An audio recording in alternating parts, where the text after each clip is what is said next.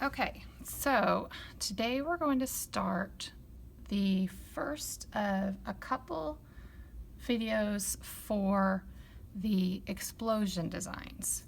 You're going to start out with two pieces of paper. You're going to have the explosion design starts, and it's a 1-point perspective explosion. It has a large and a small piece of paper. You are going to have double this size. So this piece of paper, which is your inner square, is going to be 12 by 12. I'm working with a smaller one just so it fits in the video. But you're going to start out, and you guys are going to have your square, and you're going to take it and you're going to put a small dot or point in the middle of the page. You do not want to make a big dot because that's going to give you a big old muddled hole in the middle of your page. Just a small dot. Then once you have that, you're going to do 5 lines that go out. Now when you do these, they can be any type of line. They can be like a free-flowing line. They can be a zigzag line. They can have a little of both. They can be zigzag to free-flowing. You just need to make sure that they don't have a lot of real detailed edges. You don't have something like this, because we're going to fill in this area in here with some pattern, and if you have this, it's going to be really hard to get in the edges and make that pattern look like it goes completely to the edge. So complete your area to where you have your lines. So it's going to finish and look like this. I didn't want to do that and then have to erase my examples that weren't right. So 1, 2, 3, 4, 5 free-flowing lines. Zigzag, wiggly, however you want. Just make sure that you do not have ones that are real close together, because they'll be really hard to work the pattern into it. Okay, I've outlined mine with Sharpie so you can see a little bit better, and you'll do that later, but you don't need to do it right now. Okay, once you have your lines and they go all the way to the edges, you now divided it into 1, 2, 3, 4, 5 areas. You need to decide, kind of looking through, and you don't have to measure anything, but you need to decide on your largest area, and you want to lightly mark saved, because we want to have a reminder that that one is not going to have pattern into it. And I've got a couple that are big. Just for the sake of, I'm just going to put this one. I'm lightly marking save. I want this to be erasable, so I don't want to put a dark to where I erase it and I'm going to have this saved mark in my spot. So I just want to have it to where I can erase it, but I can see it, so I know I'm not going to put pattern in that spot. So we are going to fill each of these areas with a different pattern. Now, when we think about our patterns, we need to think about what goes good together. We need to think about being original, and we need to think about not having similar, but also not having too many that are so complex to where you lose track of your pattern. We talked about this a little in 5th grade with our Tangle landscapes, how you sometimes want to have maybe a basic to a complex, or maybe a light to a dark. So you want to have contrasting patterns beside each other. So when you've been in my classes before, you know I have the pattern book here that you can look through, and you can find some patterns in here. And if you look through, and I'll kind of show you about like basic towards complex, and sometimes you can turn a basic into a complex.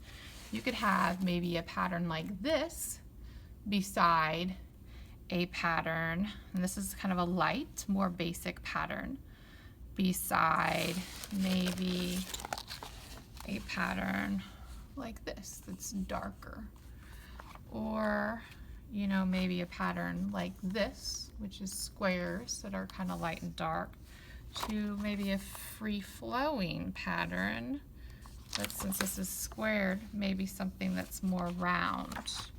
So kind of think about your patterns. And these, again, these patterns don't have the how-tos that show you how to do it, so you're going to have to like figure them out.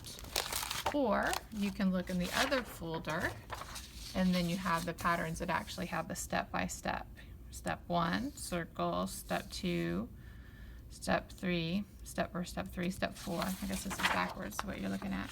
You know, so you can go and figure them out. So I've got those two options.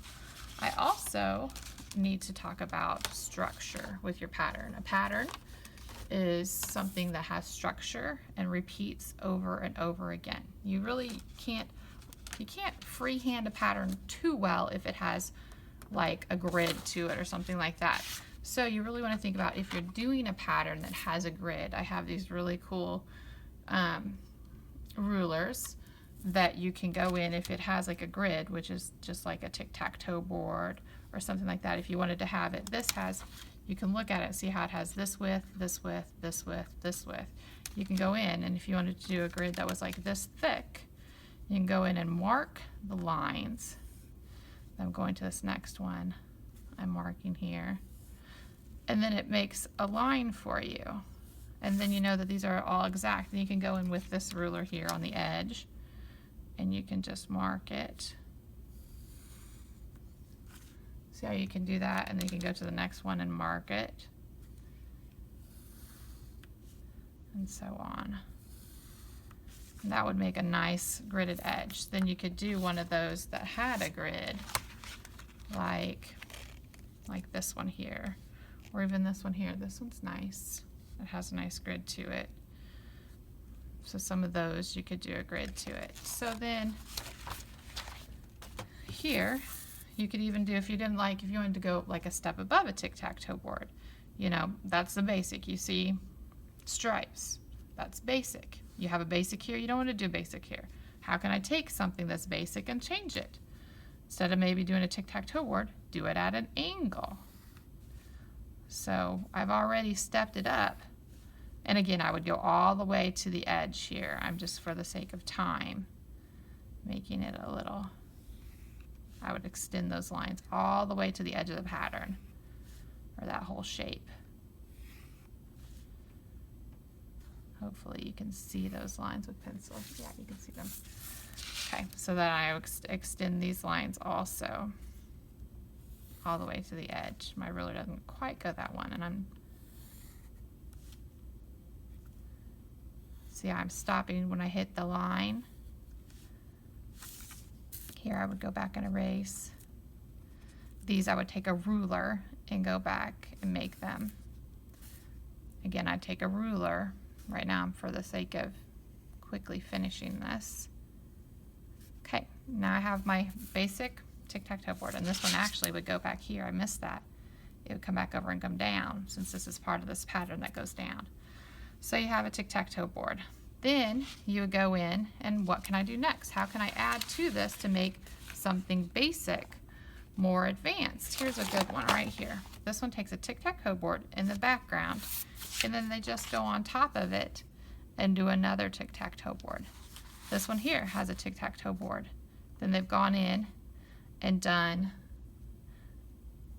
a cross with a circle and another circle. Cross, circle, another circle. So they've taken something very basic and gone in and made it pretty advanced. So it's very simple to do something basic and go back in and make it complex. And then you can go in and color it. You can change it around. So here I've got turned something complex, so then I could maybe go in and make something basic, or make, since this is with a grid, maybe go in and do something that doesn't have a grid or has like a free-flowing pattern. Something maybe like this, or let's see, something like this. You know, so you could go in and play around. So with this thing here, the inner square, you're going to go in and fill a pattern in each one of these sections. Then you'll trace them with the Sharpie, the thin Sharpie, which is this one here. It's got that thin edge here. You'll outline it all in Sharpie, and then you will go in and choose either marker or colored pencil, because the middle area, in order to create like our center of interest, this middle area is going to be completely colored with either colored pencil or marker. So that is the first step of our explosion design, our 1-point perspective explosion design. Our perspective will be right there.